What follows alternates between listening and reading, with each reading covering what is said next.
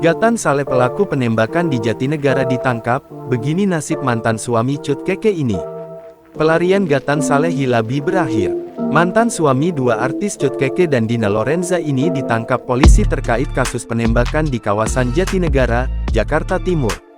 Sudah ditangkap, kata Kapolres Metro Jakarta Timur Kombes Nicholas Ari Lilipali saat dikonfirmasi, Rabu tanggal 28 Februari tahun 2024. Meski begitu, Nicholas belum merincikan kronologi hingga waktu penangkapan terhadap pelaku.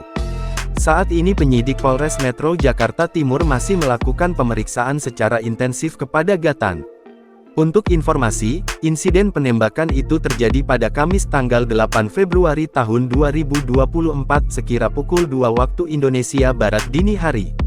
Adapun korban adalah rekan Gatan, Andika Mowardi. Saat itu, korban Andika mengaku tengah membeli mie instan.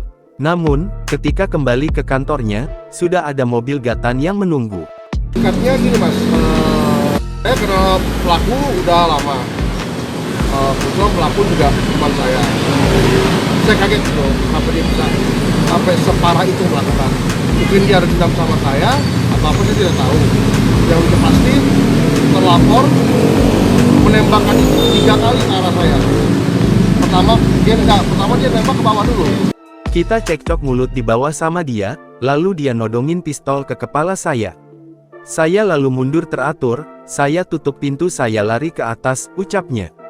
Saya keluar lagi, saya tanya sama dia ada apa dan saya bilang, ada masalah apa, tiba-tiba dia kokang pistolnya dia arahkan ke saya menghindar, itu peluru samping kuping saya persis, sambungnya. Beruntung 3 tembakan dari Gatan itu tidak mengenai Andika, melainkan mengenai kaca. Atas hal itu, korban terkena pecahan kaca dan terluka di bagian tangan. Terpisah, Kapolres Metro Jakarta Timur Kombes Nicholas Ari Lilipali menyebut saat itu pelaku awalnya terlibat cekcok dengan korban. Mereka berantem, temannya, mereka berantem.